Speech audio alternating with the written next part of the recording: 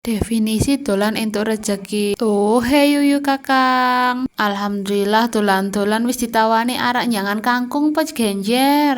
Tapi ya malu-malu kucing. Terserah lah arak nek ya apa arok apa wae. Rezeki ra kono ditolak. Ya apa ra?